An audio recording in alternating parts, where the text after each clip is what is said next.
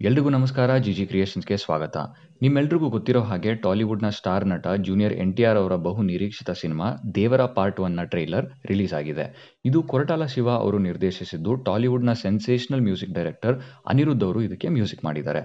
ಇನ್ನು ಈ ಟ್ರೈಲರ್ನ ನೋಡ್ತಿದ್ರೆ ಡೈರೆಕ್ಟರ್ ಬೇರೆ ಪ್ರಪಂಚನೇ ಸೃಷ್ಟಿ ಮಾಡಿದ್ದಾರೆ ಆ್ಯಂಡ್ ವಿಜುವಲ್ಸ್ ಅಂತೂ ತುಂಬಾನೇ ಅಪೀಲಿಂಗ್ ಆಗಿ ವಂಡರ್ಫುಲ್ ಆಗಿ ಮೂಡ್ ಬಂದಿದೆ. ಈಗ ಟ್ರೈಲರ್ ಬ್ರೇಕ್ ಡೌನ್ ಬಗ್ಗೆ ಮಾತಾಡೋಣ. ಈ ಫ್ರೇಮಲ್ಲಿ ನೀವು ನೋಡಬಹುದು 5 ಪೋರ್ಷನ್ಸ್ ಇಂದ ಬೆಳಕು ಬರ್ತಿದೆ. ಸೊ ಇವೆಲ್ಲ ಒಂದೊಂದು ಪ್ರಾಂತ್ಯಗಳು ಅನ್ಕೊಂಡ್ರೆ, ಈ ಕೆಳಗಿನ 4 ಪೋರ್ಷನ್ಸ್ಗಳು 4 ಪ್ರಾಂತ್ಯಗಳಾಗಿದ್ದು, ಈ 5ನೇ ಪೋರ್ಷನ್ನು ಒಂದು ಪ್ರಮುಖವಾದ ಪ್ರಾಂತ್ಯ ಇರಬಹುದೇನೋ. ಇದನ್ನೆಲ್ಲ ನೋಡ್ತಿದ್ರೆ ನಮಗೆ ಗೇಮ್ ಆಫ್ ಥ್ರೋನ್ ಸೀರೀಸ್ಗೆ ಈ ಸಿನಿಮಾನ ರಿಲೇಟ್ ಮಾಡಬಹುದು. ಇನ್ನು ಸ್ಟೋರಿ ಡೀಟೇಲಿಂಗ್ ಅಂತ ಮುಂದುವರೆದಾಗ, ಮೊದಲು ಒಂದು ಗ್ಯಾಂಗ್ ಅಲ್ಲಿ ದೇವ್ರ ಮತ್ತೆ ಬೈರ ಇದ್ದು ಯಾವುದೋ ಒಂದು ಕಾರಣಕ್ಕೆ ಬೇರೆ ಆಗ್ತಾರೆ ಅನ್ಸುತ್ತೆ. ದೇವ್ರ ತನ್ನ ಮಗನ್ನ ಬಿಟ್ಟು ಎಲ್ಲಿಗೋ ಹೋಗಿ ಮತ್ತೆ ಯಾವಾಗ ವಾಪಸ್ ಬರ್ತಾನೋ ಅನ್ನೋ ಪ್ರಶ್ನೆ ಹುಟ್ಟುತ್ತೆ. ಮತ್ತೆ ಅಷ್ಟು ಧೈರ್ಯಶಾಲಿ ಅಲ್ಲದೆ ಇರೋ ತನ್ನ ಮಗ ಯಾವಾಗ ಧೈರ್ಯವಂತನಾಗ್ತಾನೆ ಅನ್ನೋದು ಒಂದು ಪ್ರಶ್ನೆ ಆಗಿ ಉಳಿಯುತ್ತೆ. ಆ್ಯಂಡ್ ಈ ಶಾರ್ಟಲ್ಲಿ 4 ಬೋಟ್ಗಳನ್ನ ತೋರಿಸಿದ್ದಾರೆ. ಇದ್ರ ಬಗ್ಗೆ ನಾವು ಆಮೇಲೆ ಮಾತಾಡೋಣ. ಅದಕ್ಕೂ ಮುಂಚೆ ಬ್ಯಾಕ್ಗ್ರೌಂಡಲ್ಲಿ ಅಜಯ್ ಅವ್ರ ವಾಯ್ಸಿಂದ ಒಂದು ಡೈಲಾಗ್ ಬರುತ್ತೆ. ಮತ್ತೆ ಅವ್ರ ಸಮುದ್ರದ ಒಳಗಿರೋ ಒಂದು ಶಾರ್ಟ್ನ ನೋಡಬಹುದು. ಆ ಸಮುದ್ರದ ಒಳಗೆ ಅಜಯ್ ಅವರು ಏನೋ ನೋಡಿ ಶಾಕ್ ಆಗ್ತಾರೆ. ಇನ್ನೊಂದು ಶಾರ್ಟಲ್ಲಿ ಕಣ್ಣು ಮುಚ್ಚಿದ್ರು ತೆಗೆದ್ರು ಸಮುದ್ರದಲ್ಲಿ ನೋಡಿದ್ದೇ ಕಣ್ಮುಂದೆ ಬರ್ತಿದೆ ಅಂತ ಕೂಡ ಹೇಳ್ತಾರೆ. ಸೊ ಅಜಯ್ ಅವರು ನೋಡಿದ್ದು ಸಮುದ್ರದಲ್ಲಿರೋ ಸ್ಕೆಲಿಟನ್ಸ್ನ. ಆ್ಯಂಡ್ ಇವರು ಯಾಕೆ ಅಷ್ಟು ಒಳಗೆ ಹೋಗ್ತಾರೆ ಅನ್ನೋ ಕ್ಲೂ ಆಗಲಿ ಡೀಟೇಲ್ ಆಗಲಿ ಟ್ರೈಲರಲ್ಲಿ ಬಿಟ್ಕೊಟ್ಟಿಲ್ಲ. ಮತ್ತೆ ಅಜಯ್ ಅವರು ದೇವರ ಜನ್ರೇಷನ್ ಅವರಲ್ಲ, ದೇವರ ಮಗನ್ ಜನ್ರೇಷನ್ಗೆ ಸೇರಿರೋ ಒಬ್ರು ಅಂತ ಅವ್ರ ಗೆಟಪ್ ನೋಡಿನೇ ಅನ್ಕೊಳ್ಬಹುದು. ಪ್ರಕಾಶ್ ರಾಜ್ ಅವರು ದೇವರ ಕಥೆ ಬಗ್ಗೆ ಹೇಳೋದಕ್ಕೆ ಶುರು ಮಾಡ್ತಾರೆ. ಅಜಯ್ ಅವರಿಗೆ ಹೇಳ್ತಿರೋ ಈ ಕಥೆನೇ ನಮಗೆ ಮೊದಲು ಟ್ರೈಲರ್ ಸ್ಟಾರ್ಟಿಂಗಲ್ಲಿ ತೋರಿಸಿರೋ ಒಂದು ಗ್ರಾಮ ದೇವತೆಯ ಸೆಟಪ್ ಅನ್ಸುತ್ತೆ. ಜಾತಿ ಇಲ್ಲ, ಮತ ಇಲ್ಲ, ಭಯ ಇಲ್ವೇ ಇಲ್ಲ. ಧೈರ್ಯ ಬಿಟ್ಟು ಬೇರೇನು ಗೊತ್ತಿಲ್ಲದೆ ಇರೋ ಈ ಕಣ್ಗಳಲ್ಲಿ ಮೊದಲನೇ ಸಲ ಭಯ ಪೊರೆ ಕಾಣಿಸ್ತಿದೆ ಅಂತ ವಿಸ್ತಾರವಾಗಿ ಹೇಳೋದಕ್ಕೆ ಶುರು ಮಾಡ್ತಾರೆ. ನೆಕ್ಸ್ಟ್ ಶಾರ್ಟಲ್ಲಿ ಕುಸ್ತಿ ನಡೆಯೋದನ್ನ ತೋರಿಸ್ತಾರೆ. ಸೊ ಈ ಪ್ರಾಂತ್ಯದಲ್ಲಿ ಊರ್ ಹಬ್ಬ ಆಚರಿಸ್ತಿರಬಹುದೇನೋ. ಆ ಟೈಮಲ್ಲಿ ಕುಸ್ತಿ ಆಟ ನಡೆಸಿ ಅದರಲ್ಲಿ ಗೆದ್ದೋರ್ಗೆ ಆ ಪ್ರಾಂತ್ಯದ ಒಂದು ಮುಖ್ಯವಾದ ಪೊಸಿಷನ್ ಕೊಡಬಹುದೇನೋ ಅಂತ ತಿಳ್ಕೊಬಹುದು.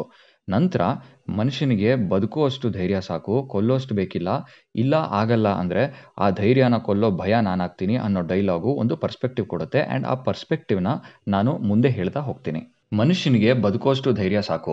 ಈ ಮಾತಿನ ಅರ್ಥ, ಈ ಶಿಪ್ನ ರಾಬ್ರಿ ಮಾಡೋದು ಭೈರ ಒಬ್ಬನೇ ಅಲ್ಲ, ಜೊತೆಗೆ ದೇವ್ರಾನೂ ಸೇರಿದ್ದು. ಈ ರಾಬ್ರಿ ಆದಮೇಲೆ ಆ ಗ್ಯಾಂಗ್ ಎಲ್ಲ 4 ಬೋಟ್ಗಳಲ್ಲಿ ಹೋಗ್ತಿರ್ಬೇಕಾದ್ರೆ ನಾವು ಕೆಲವು ಆಫೀಸರ್ಸ್ಗಳನ್ನ ನೋಡಬಹುದು. ಅವರು ಕದ್ದಿರೋ ಮಾಲ್ಗಳನ್ನ ಬೋಟ್ ಕಟ್ಟಾಕಿ ಸಮುದ್ರಕ್ಕೆ ಬಿಟ್ಟು ಕೆಲವ್ರನ್ನ ಸಮುದ್ರದ ಒಳಗಿಳಿಸಿ ಆ ಕದ್ದಿರೋ ಮಾಲ್ಗಳನ್ನ ಕೆಳಗಿಂದ ನೀರಲ್ಲೇ ತೂಕಿಸ್ಕೊಂಡು ಬರ್ತಿರ್ತಾರೆ. ಸೊ ಈ ವಿಜುವಲ್ಸ್ ಮತ್ತೆ ಆ ಡೈಲಾಗ್ನ ಮ್ಯಾಚ್ ಮಾಡಿ ನೋಡಿದ್ರೆ ಬದುಕೋದಕ್ಕೋಸ್ಕರ ಕಳ್ತನ ಮಾಡೋ ಧೈರ್ಯ ಸಾಕು, ಆ ಧೈರ್ಯ ಮನುಷ್ಯನ ಸಾಯಿಸೋ ಮಟ್ಟಕ್ಕೆ ಹೋಗಬಾರ್ದು ಅಂತ ಹೇಳ್ತಿದ್ದಾರೆ. ಈ ಡೈಲಾಗು ಮುಂಚೆ ಭೈರಾ ಗ್ಯಾಂಗ್ ದೇವ್ರಾಗೆ ಹೇಳ್ದೆ ಕಳ್ತನ ಮಾಡೋದಕ್ಕೆ ಹೋಗಿರೋವಾಗ ಆಫೀಸರ್ಸ್ ಕೈಗೆ ಸಿಕ್ಕಾಕೊಳ್ಳೋ ಭೈರಾ ಗ್ಯಾಂಗ್ ತಪ್ಪಿಸ್ಕೊಳ್ಳೋದಕ್ಕೋಸ್ಕರ ಅಲ್ಲಿರೋರ್ನೆಲ್ಲ ಸಾಯಿಸ್ತಾರೆ. ಆಗ ದೇವ್ರ ಅಲ್ಲಿಗೆ ಬರ್ತಾನೆ. ಈ ಶಾರ್ಟ್ನ ಕೂಡ ಟ್ರೈಲರಲ್ಲಿ ತೋರಿಸಿದ್ದಾರೆ. ಟಾಮ್ ಚಾಕೋ ಅವರು ಕಂಟೈನರ್ಸ್ ಮೇಲೆ ಕೂತಿರೋವಾಗ ದೇವ್ರ ಬಂದು ಅವ್ರನ್ನ ಕಾಪಾಡಿ ಕರ್ಕೊಂಡು ಹೋಗೋದನ್ನ ಕೂಡ ನಾವು ನೋಡಬಹುದು.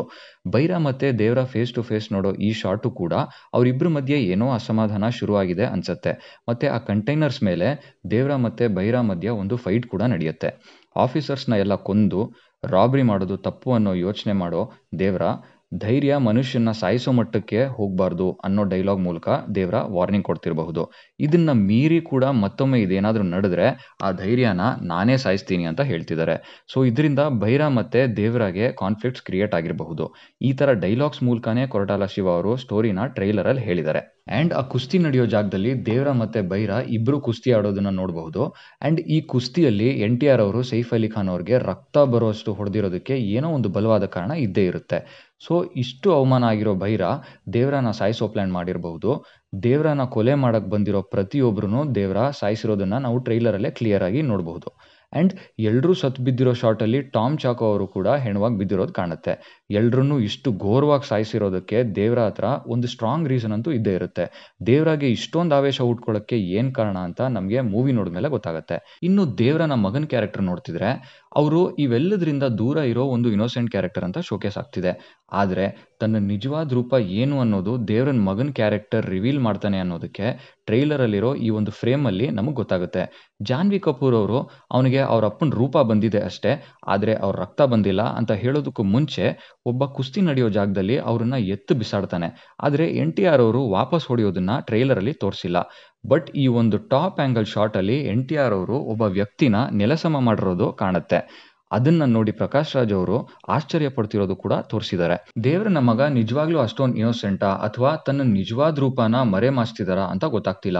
ಯಾಕೆ ಅಂದ್ರೆ ಸಮುದ್ರದಿಂದ ಒಂದು ಶಾರ್ಕ್ ಮೂಲಕ ಎರಪ್ಟ್ ಆಗ್ತಿರೋದು ದೇವರ ಅಲ್ಲ, ದೇವರನ ಮಗ. ಅದೇ ಶಾರ್ಕ್ನ ಶೋರ್ ಹತ್ರನೂ ಎತ್ಕೊಂಡು ಬರೋದು ದೇವರನ ಮಗನೇ. ಟ್ರೈಲರ್ ಅಲ್ಲಿ ಶ್ರೀಕಾಂತ್ ಅವ್ರನ್ನ 2 ಶಾಟ್ ಅಲ್ಲಿ ತೋರಿಸಿದ್ದಾರೆ. ಒಂದು ದೇವರನ್ ಮಗನ್ ಜೊತೆ ಮಾತಾಡೋ ಶಾಟ್, ಮತ್ತೆ ಬೈರ ಆಫೀಸರ್ಸ್ನ ಕೊಲೆ ಮಾಡುವಾಗ ಬೈರನ್ ಹಿಂದೆ ನಿಂತಿರೋ ಒಂದು ಶಾಟ್. ಸೊ ಬೈರ ಗ್ಯಾಂಗ್ ಅಲ್ಲಿರೋ ಶ್ರೀಕಾಂತ್ ಅವ್ರಿಗೆ ದೇವರನ್ ಮಗನ್ ಜೊತೆ ಏನ್ ಸಂಬಂಧ, ದೇವರನ್ ಗ್ಯಾಂಗ್ಗೆ ಮತ್ತೆ ಶ್ರೀಕಾಂತ್ ಅವ್ರಿಗೆ ಇರೋ ಕನೆಕ್ಷನ್ ಏನು ಅನ್ನೋದು ಡೌಟ್ ಆಗಿ ಉಳಿಯುತ್ತೆ.